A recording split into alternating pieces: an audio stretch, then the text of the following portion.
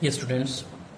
Yesterday we discussed the chapter third, journey to the end of the earth. Up to that point, we will start from there. The reason the program has been so successful is because it's impossible to go anywhere near the South Pole and did not be affected by it. तो reason ये है इस programme के इतना successful कामयाब रहने की, क्योंकि इस पोल के आसपास अंटार्कटिका कॉन्टिनेंट के आसपास भी जाना इतना आसान नहीं है, या कहें कि ऑलमोस्ट इम्पॉसिबल है। या फिर हम वहाँ जाएं और उससे प्रभावित ना हो, ऐसा भी पॉसिबल नहीं है। It's easy to be blase about polar ice caps melting while sitting in the comfort zone of our respective latitude and longitude।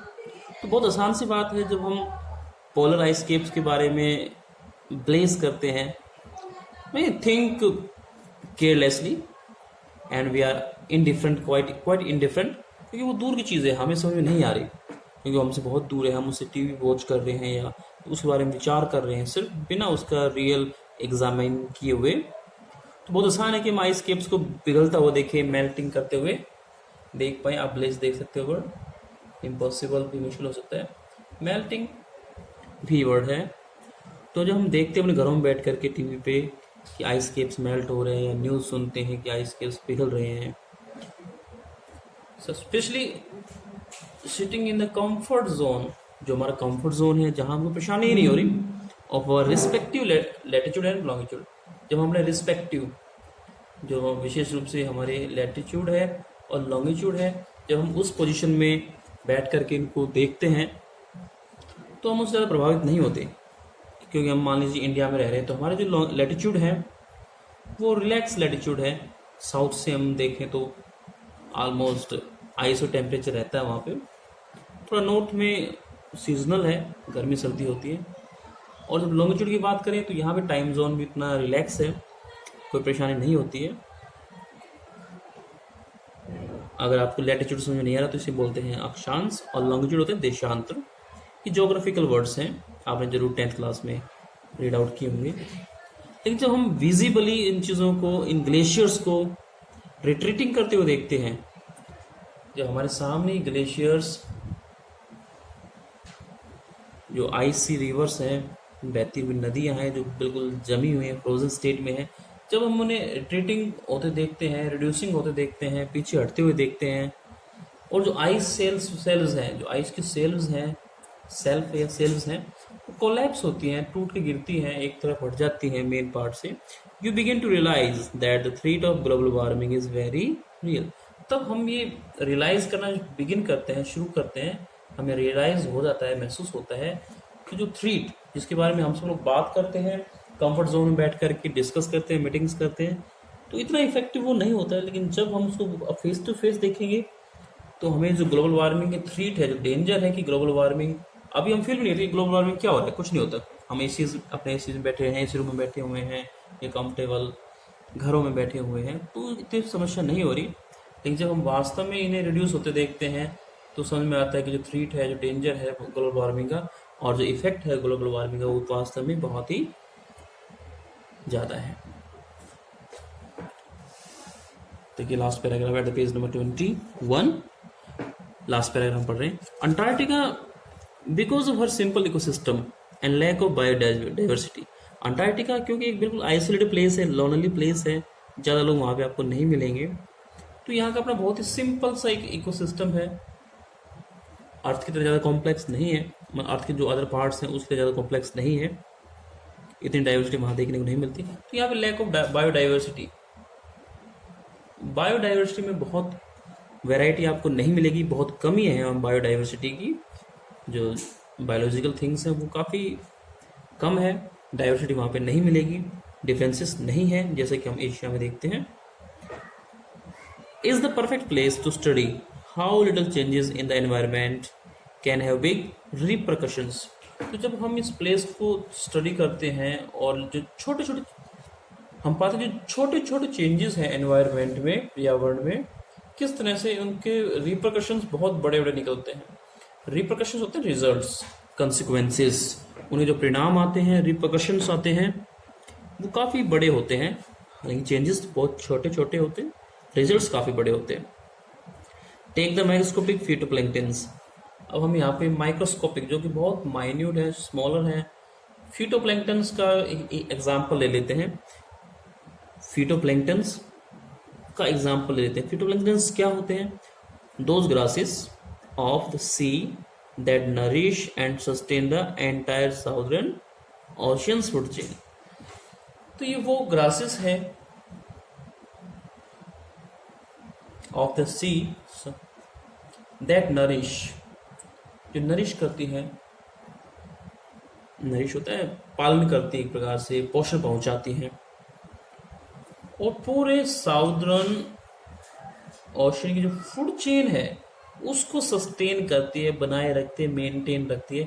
Entire use क्या है? तो कंप्लीट जो साउदर्न फूड चेन है, इस ओशन की फूड चेन है, उसको वो मेंटेन करती है, बनाए रखती है, प्रोसेस में रखती है। These single-celled plants use the sun's energy to assimilate carbon and synthesize organic compounds in that wondrous and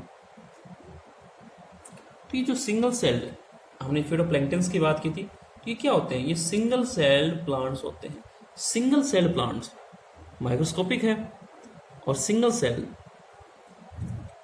जो सन की एनर्जी को एजिमिलेट करते हैं, सूर्य की जो एनर्जी है ऊर्जा उसको एजिमिलेट करते हैं, एक तरह से अब्जॉर्ब करते हैं, खींच लेते हैं, carbon and synthesise organic compound in that wondrous and most important of.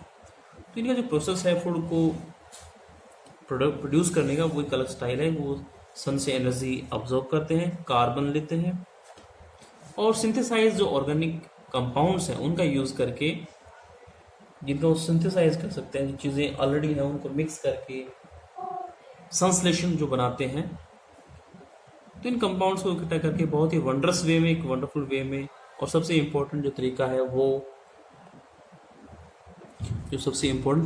है प्रोसेसेस कॉल्ड फिटोसिंथेसिस। तो सबसे इम्पोर्टेंट जो चीज़ है वो क्या है? एक प्रोसेस जिसका नाम है फिटोसिंथेसिस। हम अपनी 6th क्लास या 6 ऑनवर्ड सीखना शुरू कर देते हैं कि प्रोसेस होती है फोटोसिंथेसिस जिसके, और ये एक ऐसी प्रोसेस है through which plants, trees make their food. तो अपना भोजन तैयार करते हैं अपनी ग्रोथ के लिए, डेवलपमेंट जो भी फैक्टर्स हैं या न्यूट्रिएंट्स हैं वो इनसे प्राप्त करते हैं। तो scientist warn that a further depletion in the ozone layer will affect the activities of phytoplanktons. तो साइंटिस्ट लोगों ने ये वार्न किया हुआ है, वैज्ञानिकों ने ये चेतावनी दी हुई है, थ्रेट दी हुई है, हमें अलार्म किया हुआ है कि ओजोन लेयर में अगर फर्दर डिप्लीशन हुआ, ऑलरेडी जो हो चुका है चलो उसको हम एक्सेप्ट कर भी लेंगे और उसके बिना काम चल जाएगा, लेकिन अगर उसमें फर्दर डिप्लीशन हुआ, ओजोन लेयर ज़्यादा डिप्लीट हुई, एक प्रकार से डिसरप्ट हुई, तो इन छोटे छोटे स्मॉल प्लांट्स की जो एक्टिविटीज़ है जिसे हम फिटोप्लैंक्टन कह रहे हैं, उनकी एक्टिविटीज़ अफेक्ट हो जाएगी, प्रभावित हो जाएगी, which in turn will affect the lives of all the marine animals. और इन टर्न बदले में जब फिटोप्लैंक्टन्स की ही अपनी सिस्टम में प्रॉब्लम आ जाएगी, एक्टिविटीज़ अफेक्ट हो जाएंगी, तो जितने भी मरीन एनिमल्स हैं जो इन पे डिपेंड करते हैं, फिटोप्लैंक्टन्स पे डिपेंड करते हैं, और जो बर्ड्स हैं इस रीजन के जो इस पे डिपेंड करते हैं, and the global carbon cycle, और फाइनली एट लार्जर लेवल जो ग्लोबल पूरे विश्व का जो कार्बन साइकिल है उस पर भी प्रभाव पड़ेगा। तो छोटी चीज़ों से लेकर के बड़ी चीज़ों में भी प्रभाव पड़ता है। In the parable of the phytoplankton, अगर हम फिटोप्लैंक्टन की पैरेबल तो एक lesson that teach you something या that give you a good lesson, जो आपको एक शिक्षा दे, उसे उस तरह की जो स्टोरीज होती हैं उन्हें हम पैराबल बोलते हैं। It's a kind of proverbs, कहावतें, कहानियाँ जो आपके लिए बड़ी वैल्यूबल होती हैं। There is a great metaphor for existence. तो इन फिटोप्लैंक्टन्स की बात करेंगे तो उसमें एक पैराबल है, एक शिक्षा है और इसमें एक मेटाफर भी एग्जिस्टेंस में है। यहाँ पे एक मेटाफर एग्जिस्टेंस में लिया गया है, एक रूपक इसमें यूज किया गया है। और बताया कि जो लाइन है वो ध्यान सुने, take care of the small things and the big things will fall into place. कि आप स्मॉल थिंग्स को टेक केयर कीजिए, ध्यान में रखिए, जो बड़ी चीजें हैं वो इटसेल्फ फॉल इनटू प्लेस, तो वो अपने आप ही सही फिक्स हो जाती हैं। बड़ी चीजें अपने आप ही ठीक हो जाती है, हम छोटी छोटी चेंजेस को एक्सेप्ट कर लेते हैं पॉजिटिव वे में। नेगेटिव वे में अगर चेंजेस करेंगे तो उसके जो रिप्रकशंस हैं, जो कंसिक्वेंसेस हैं या रिजल्ट्स हैं, वो भी कैटास्ट्रॉफिक या डेंजरस ही रहते हैं। अब यहाँ पे हम उसका नरेटर का एक्सपीरियंस जानेंगे। वॉक ऑन द ओशन, जब वो इस ओशन पे वॉक करते हैं तो उनकी फीलिंग कैसी थी, कैसा उन्हें महसूस होता है। कहता है my Antarctic experience was full of such epiphanies, कि इस तरह की जो मेरा अंटार्कटिका पे एक्सपीरियंस है वो इस तरह की एपिफेनीज से भरा पड़ा है। एपिफेनीज जो अपीयरेंस है, जो आउटर अपीयरेंस है, सीमिंग जैसा ही दिखाई देता है।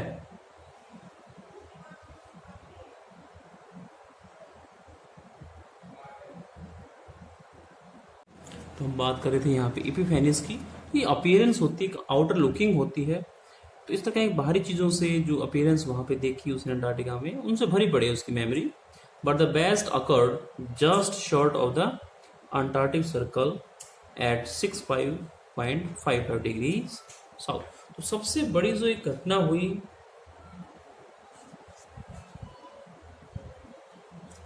Just short of Antarctic circle, जहाँ से अंटार्कटिक सर्कल स्टार्ट होता है 66 साउथ की तरफ हम बात करते हैं, जहाँ अंटार्कटिक सर्कल स्टार्ट हो जाता है, जो साउदर्न पार्ट है 66 डिग्री के आसपास, तो उससे जस्ट बिफोर जो कि दिया हुआ है यहाँ पे लैटिट्यूड दिया हुआ है 65.55 डिग्री पे हुआ ये घटना। घटना क्या है कि जो शोकलेस्की है, जो उनकी एकेडमिक सोलस की जो शिप थी, जो वेसल था, had managed to wedge herself into a thick white stretch of ice between the peninsula and Tadpole Island। तो यहाँ पे घटना ये है कि बिल्कुल सर्कल पे एंट्री करने से पहले जो उनकी शिप थी वो वेज कर गई। वेज होता है फोर्सफुली एंटर, बहुत थोड़ी जगह में हम फोर्सफुली कई बार एंट्री ले लेते हैं, घुस जाते हैं। तो ऐसी जो शिप थी वो भी उन दो चीज़ों के बीच में चली गई, घुस गई। हर सेल्फ यूज किया तो उसको हमने एक फेमिनिन तरह ट्रीट किया है। तो ये बिल्कुल एक थिक वाइट स्ट्रेच था, फैलाव था एक आइस का, किसकी वजह, पेनिनसुला एंड टैडपोल आइलैंड। तो यहाँ एक तरफ पेनिनसुला और दूसरी तरफ टैडपोल आइलैंड।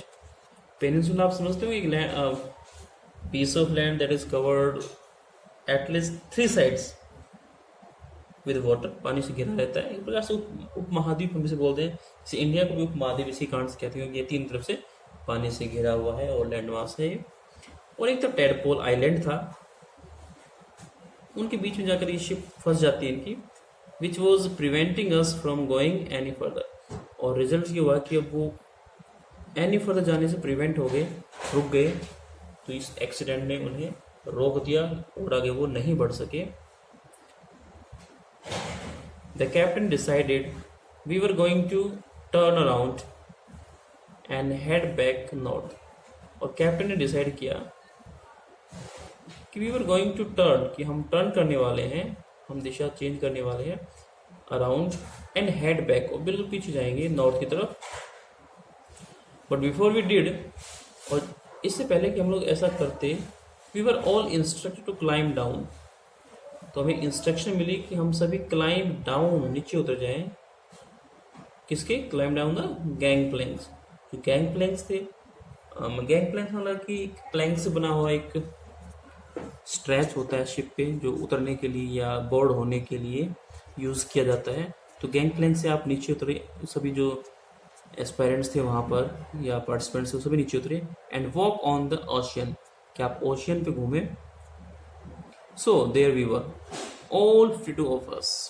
तो हम सभी जो कि 52 थे, 52 थे, सभी के सभी नीचे उतरे। किटेड आउट इन गॉर्टेक्स ग्लेयर्स, जो कि सभी किटेड आउट थे, वेल इक्विप्ड थे। गॉर्टेक्स का एक कवरिंग होती है, इस तरह की जो बर्फीला आईसी जो एरिया होता है उसे शेविंग स्किन को सेव करने के लिए, सेफ्टी के लिए, अदरवाइज तो जो बॉडी है वो फ्रीज हो जाएगी। तो गोटेक्स से इक्विप्ड थे, किटेड थे, किट उन्होंने पहनी हुई थी, एंड ग्लेयर्स, और उन्होंने ग्लेयर किया। ग्लेयर हम कह सकते हैं कि इट्स मास ऑफ लाइट, एक प्रकार की रोशनी होती है।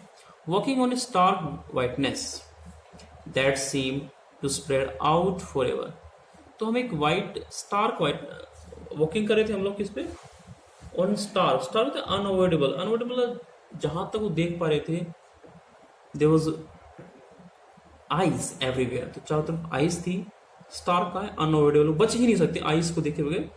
तो बिल्कुल वाइटनेस वहां पे स्प्रेड थी, एक सफेदी की चादर वहां पे बिछी हुई थी। And that seem to spread out forever, ऐसा लगा कि चारों तरफ जहां तक नजर जा रही है ये आइज की जो एक शीट है वो बनी हुई है। Underneath our feet was a metre thick ice pack, और हमारे पैरों के बिल्कुल बीनीथ, बिल्कुल नीचे, वर्टिकली डाउन, अंडरनीथ यूज करते हैं, वर्टिकली डाउन, बिल्कुल नीचे की तरफ वो चीज होती है। तो our feet was a metre thick ice pack, तो हमारे पैरों नीचे एक मीटर की थिक, मीटर तो मतलब उसकी जो डेप्थ थी वो कोई 1 मीटर की मोटाई रही होगी आइस पैक की, आइस की जो शीट है उसकी। एंड अंडरनीथ दैट, और हमारे उस 1 मीटर के पैक के नीचे जो बर्फ की चादर है ओशन पे, उसके नीचे क्या था, that 180 metres of living breathing salt water, 180 metre तक नीचे लिविंग ब्रीदिंग सॉल्ट वाटर, खारा पानी था, सागरीय जो खारा पानी होता है, सॉल्टी वाटर ऑफ ओशन होता है, वो था। In the periphery crab eater seals were stretching and sunning themselves on the ice floes, much like stray dogs will do under the shade of a banyan tree. तो इस periphery के नीचे जो boundary है उस और जहाँ उतरे हुए हैं उसके आसपास जो सराउंडिंग एरिया है वहाँ पे क्रैब ईटर सील्स होती हैं, सील होती हैं। सील आप समझते होंगे, जो क्रैब ईटर सील कहा गया तो क्रैब्स खाने वाली, या सील होती है जैसे जिसको मोती प्राप्त करते हैं, कोई जेम्स प्राप्त करते हैं जिससे उसके अंदर से मोती निकलता है, इस तरह की सील्स हैं, ये एनिमल्स हैं, सी एनिमल, मरीन एनिमल्स। तो देवर स्ट्रेचिंग, वो खुल करके बॉडी को स्ट्रेच करके वहां पे लेटी हुई थी। एंड सनिंग देमसेल्फ, और बास्किंग कर रही है, एक प्रकार से सनिंग होते हैं जैसे धूप सेकना, जैसे कि अर्थ पे हम अक्सर किसी बैनियन ट्री के नीचे, किसी बरगद के पेड़ के नीचे, स्ट्रे डॉग्स, गली के जो डॉग्स होते हैं, कुत्ते होते हैं, वो अक्सर रेस्ट करते हुए मिल जाते हैं। उसी तरह से वो भी बास्किंग कर रही थी, जैसे धूप सेक रही हो,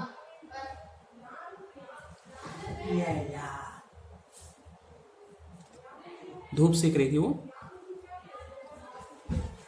तो it was nothing short of A revelation, तो एक प्रकार की रिविलेशन है ये, एक उजागर होने वाली बात है ये।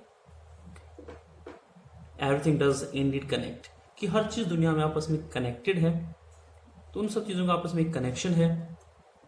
हमने यहाँ वर्ड देखा स्ट्रेचिंग, सनिंग, आइस फ्लोज पे देखा, जो आइस के जो फ्लोज हैं, आउटर जो स्ट्रेच है या शीट है उस पर वो लेटी हुई थी। बैनियन ट्री आप समझते हैं। लास्ट पैराग्राफ देखते हैं चैप्टर का। तो एक बार फिर से वो रिकलेक्शन करता है उन मेमोरीज को, उन बातों को, कि